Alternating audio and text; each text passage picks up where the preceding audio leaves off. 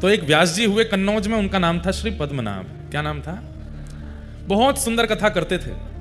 हजारों लाखों की तादाद में लोग उनकी कथा सुनकर के अपनी शंकाओं का समाधान और परमानंद की प्राप्ति करते थे। परंतु उनके चित्त में इच्छा प्रकट हुई कि मैं सबका समाधान करता हूं, मेरा समाधान कौन करे। कई बार बंधुओं, कथा कहने वाले सबके समाधान करते, पर उनके चित्त में भी इच्छा होती है कि हम भी कहीं किसी गुरु आश्रय में जाएं जो हमारा समाधान करे। तो श्री पद्मनाभ व्यास जी ने मन में विचार किया कि पद्मनाभ दास जी ने कि मैं किसके आश्रय में जाऊं, मेरा समाधान कौन करे। इसी भावना से कथा कहते थे कि हे भागवत जी, आप कृपा करो कि मेरे समाधान करने वाले गुरु भी आवे। तभी कन्नौज में श्रीमद वल्लभाचार्य महाप्रभु जी का आगमन हुआ। बंधुओं, श्रीमद वल्लभाचार्य जी कौन है? भगवान के मुख का अवतार है। तो महाप्रभु जी का कन्नौज आगमन हुआ, तब पद्मनाभ दास जी उनकी कथा सुनने के लिए गए। तब कथा में पद्मनाभ दास जी के चित्त में क्या जिज्ञासा थी? मैं इतनी कथाएं करता हूं, इतने लोगों के समाधान करता हूं, पर मेरे चित्त को शांति क्यों नहीं मिलती? और आप इसी जिज्ञासा से आकर के जब कथा में बैठे, उसी समय महाप्रभु जी ने एक प्रसंग कहा, और प्रसंग में कहा कि भैया, ठाकुर जी की सेवा करने वाले, ठाकुर जी की कथा सुनाने वाले, ठाकुर जी के समीप रहकर के किसी भी प्रकार की सेवा का क्रम करने वाले को अपनी जीविका के लिए ठाकुर जी का प्रयोग नहीं करना चाहिए। समझ में आई बात? ठाकुर जी सजा धजा के बैठा दिए कि लोग बागा में चढ़ावा चढ़ावे, तो उस चढ़ावे से मेरे घर चले, कथा करें, उस पर चढ़ावा आवे, उससे हमारा घर परिवार चले। ठाकुर जी जीविका नहीं होने चाहिए। कर भी लो अगर जीविका के रूप में, तो उसमें कोई दोष नहीं है। ठाकुर जी को तो प्रसन्नता ही होती है कि चलो भैया, मोते तेरो घर चले तो चला ले, मोते अगर तेरो सब चले तो कर ले। लेकिन यदि किसी व्यक्ति को परम सुख की प्राप्ति करनी है, तो ठाकुर जी का क्रम अपनी जीविका के लिए ना करे। ये बात महाप्रभु जी कथा में कह रहे थे, और इसी बात को पद्मनाभ दास जी बैठ करके सुन रहे थे। पद्मनाभ दास जी बोले, मेरा तो पूरा घर कथा से ही चलता है, मेरा तो सब कुछ कथा से ही होता है। महाप्रभु जी इस बात को कह रहे हैं, तो मैं इसको पालन करके देखूं। दिक्कतें तो बढ़ जाएंगी, क्योंकि हमारा सर्वस्व कथा ही है, लेकिन आप इतने बड़े आचार्य चरण अगर इस बात को कह रहे हैं, तो एक बार पालन करके देखें। और उन्होंने उसी दिन प्रण ले लिया कि आज के बाद घर चलाने के लिए सत्यनारायण की कथा कर लेंगे, घर चलाने के लिए महाभारत की कथा कर लेंगे, रामायण की कथा कर लेंगे, पर भागवत जी की कथा अयाचक वृत्ति से होगी। हमारे संगी साथियों को देना हो तो दीजिए, हमको कुछ नहीं चाहिए। ये प्रण श्री पद्मनाभ दास जी ने धारण कर लिया, और ये भाव धारण करते ही आपने जैसी कथा कहना प्रारंभ किया, इतना परम शांति के अनुभव हुए, ऐसे ऐसे अनुभव ठाकुर जी के उनको होने लगे। समझ गए, बोले कि यही मेरे आचार्य हैं, जिनकी एक वाणी से मुझे परम समाधान मिला, यही मेरे गुरु हैं। गुरु कौन? गुरु वही जो हरि सो मिलावे, गुरु वही जो हरि की राह दिखावे, गुरु वही जो सब तज वृंदा विपिन बसावे, वो गुरु है। वो गुरु नहीं जिसके आश्रय में जाने से आप और संसार के हो गए, वो गुरु जिसके आश्रय में आने से, जिसकी वाणी सुनने से और संसार छूट गया, वो गुरु है। जिसकी वाणी, जिसकी उपस्थिति, जिसकी कथा ठाकुर जी के और समीप ले जावे, वो गुरु है। पद्मनाभ दास जी महाप्रभु जी के शरणागत हो गए और कहा कि प्रभु, अब आप मुझे स्वीकार करो, मैं आपसे परम प्रसन्न हूं, आपने मेरे जीवन के समाधान कर दिए, अब मैं परम आनंद में रहता हूं, भागवत जी बिल्कुल अयाचक वृत्ति से करता हूं, और मुझे इतना सुख मिलता है। मेरे घर वालों को दिक्कत होती है, घर में धन नहीं जाता, थोड़े धन आदि की तंगी हो जाती है, लेकिन मुझे परम सुख मिलता है। और पद्मनाभ दास जी महाप्रभु जी के अनुयायी हो गए। महाप्रभु जी यदा कदा कहीं कहीं जाते तो पद्मनाभ दास जी को संग लेके जाते थे। गुरु भी कई बार शिष्य के शिष्यत्व को परखता है, और परखना भी चाहिए। शिष्य धनवान है, शिष्य सर्वगुण संपन्न है, और उस पर कृपा ज्यादा करे, यह गुरु का स्वभाव नहीं होना चाहिए। गुरु शिष्य के शिष्यत्व को देखे, और महाप्रभु जी ने पद्मनाभ दास जी के शिष्यत्व को देखा। सब लोग इधर देखिए, कहां से पधारे आपके निधि, सुनिए उनके बारे में। और ऐसा कैसा जीवन एक साधक को रखना पड़ता है, तब जाकर के ऐसे निधि मथुराधीश जैसे प्राप्त होते हैं, ये सुनिए। तो श्री पद्मनाभ दास जी महाप्रभु जी के साथ जाते थे। एक बार महाप्रभु जी कहीं प्रवास पर गए, और आप प्रसाद करने के लिए बैठे थे, बाहर द्वार पर पद्मनाभ दास जी खड़े थे। तभी एक व्यक्ति दौड़ा दौड़ा आया और बोला, महाप्रभु जी कहाँ हैं, मुझे उनसे मिलना है। तो पद्मनाभ दास जी बोले, भैया अभी आचार्य चरण प्रसाद पा रहे हैं, हमें बता दो क्या बात है। क्रोध में था, तो उसने बताया महाप्रभु जी के पीछे पीछे चल रहा था मैं, ये जान करके कि ये आचार्य हैं, इनकी सन्निधि में रहने से मुझे आनंद की प्राप्ति होगी, पर मेरे साथ तो गलत हो गया। बोले क्यों?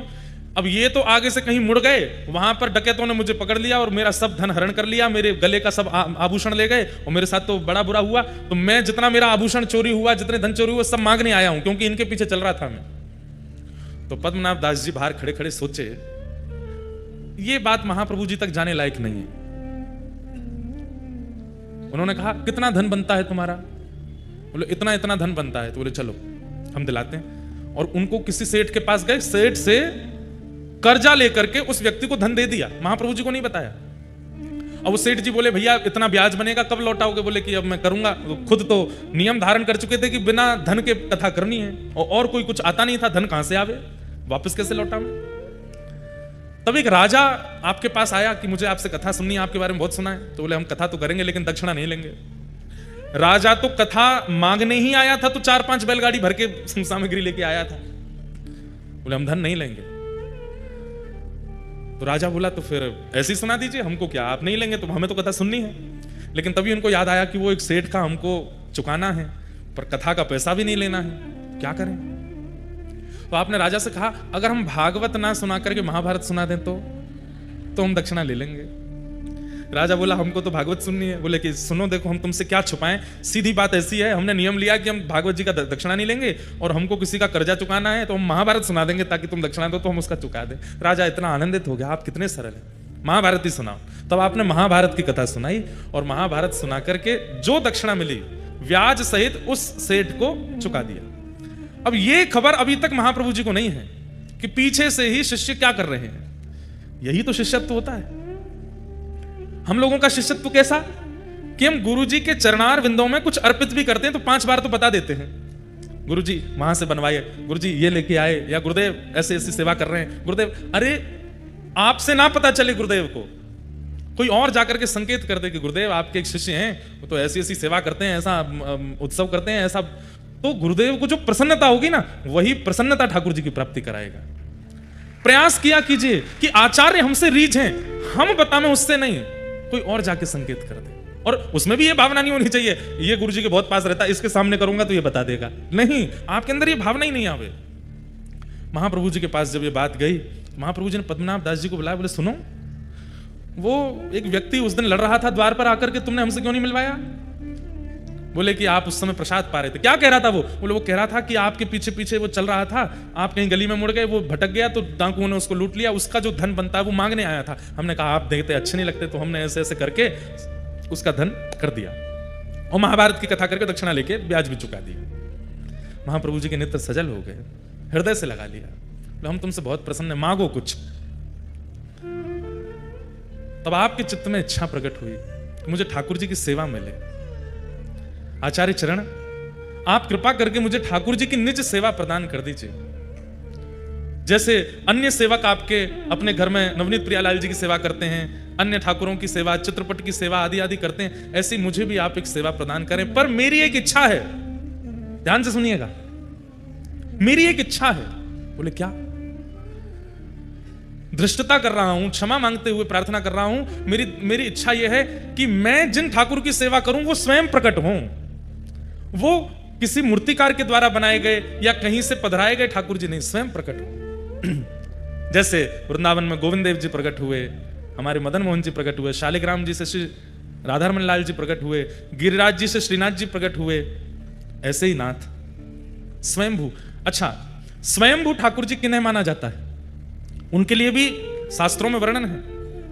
पहला, पृथ्वी से प्रकट हों, दूसरा पहाड़ से प्रकट हों, पर्वत से प्रकट हों, तीसरा शुद्ध दैविक नदियों से प्रकट हों, और चौथा किसी वृक्ष की जड़ से प्रकट हों। ऐसे कुछ नियम है, उन्हीं को ही स्वयंभू ठाकुर जी माना। आजकल लोग बाग क्या करते हैं, पहले ही धर देते हैं नीचे जाके, वो हमारे घर से निकले, हमारे घर की खुदाई में निकल आए ठाकुर जी, हमारे वहां पर निकले, जो निकले। स्वयंभू ठाकुर जी का भी नियम बताया गया। या शालिग्राम से प्रकट हों, जैसे हमारे राधारमण लाल जी, उनको स्वयंभू ठाकुर जी माना जाता है। तो श्री पद्मनाभ दास जी ने इच्छा प्रकट की कि महाप्रभु जी, मैं सेवा करना चाहता हूं ठाकुर जी की, लेकिन ठाकुर जी स्वयंभू हों, स्वयं प्रकट हों। महाप्रभु जी प्रसन्न हो गए, बोले चिंता मत करो, प्रतीक्षा करो। अगर सेवा चाहते हो तो सेवा तो आज से पधरा दें, लेकिन तुम्हारी इच्छा स्वयंभू की है तो स्वयंभू के लिए चित्त में ठाकुर जी को विराजमान करो और बस प्रतीक्षा करो। कृपा होगी तो ठाकुर जी प्रकट होंगे। पद्मनाभ दास जी बोले ठाकुर जी की कृपा कब होगी पता नहीं, वो तो 1 जन्म 2 जन्म 10 जन्म लगा देते हैं, पर गुरु प्रसन्न हो जाएंगे तो अभी हो जाएगी। आप बस रीच करके कह दीजिए कि ठाकुर जी मिलेंगे। महाप्रभु जी बोले हम आशीष देते हैं कि ठाकुर जी मिलेंगे, बस प्रतीक्षा करो। अब प्रतीक्षा करो यह शब्द कहा तो इसके बाद शिष्य का यह मतलब नहीं होता कि रोज पूछे और कितनी प्रतीक्षा और कितने दिन, नहीं। प्रतीक्षा मतलब अब करते ही रहो, पूछो नहीं दोबारा।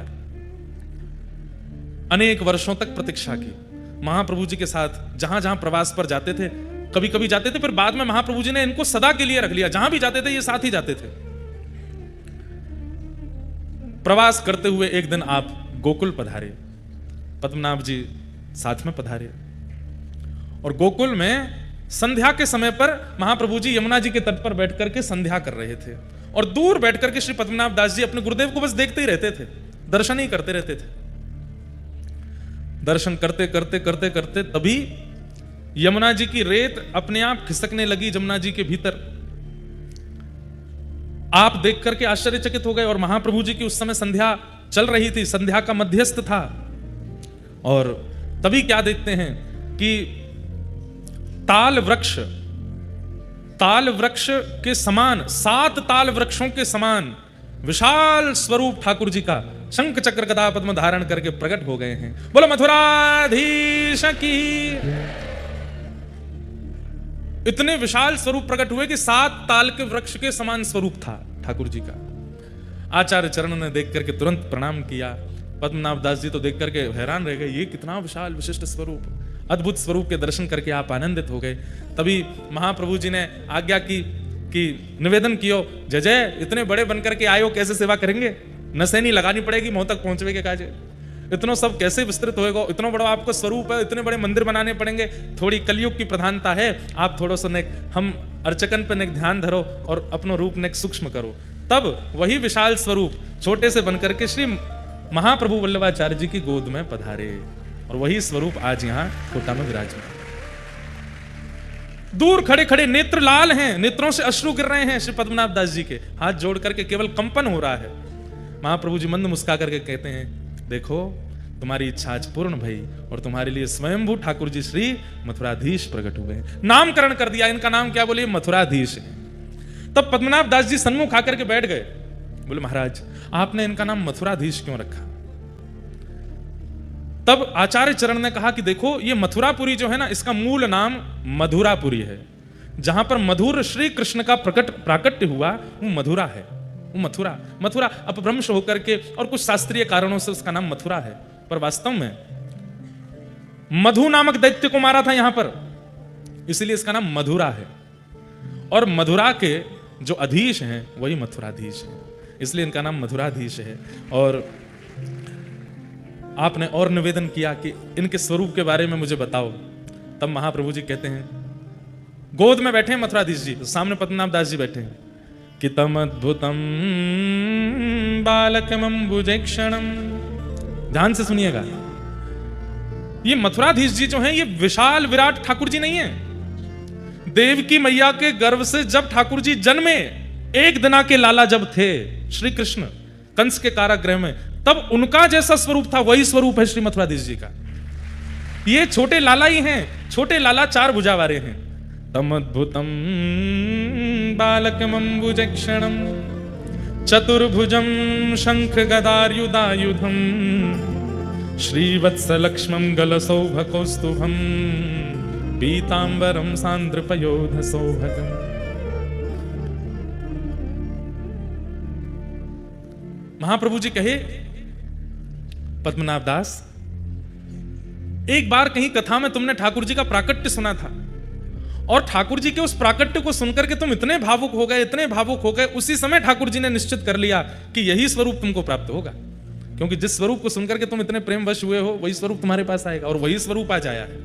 देवकी मैया के गर्भ से जन्म लेते ही ठाकुर जी का जो स्वरूप है, छोटे से लाला हैं, शंख चक्र गदा पद्म हाथ में धारण किए हैं, वही लाला तुम्हारे लिए आए।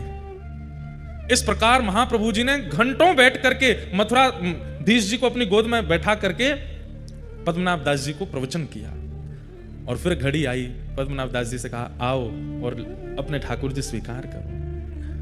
तब श्री पद्मनाभ दास जी के माथे श्री मथुराधीश जी विराजमान हुए।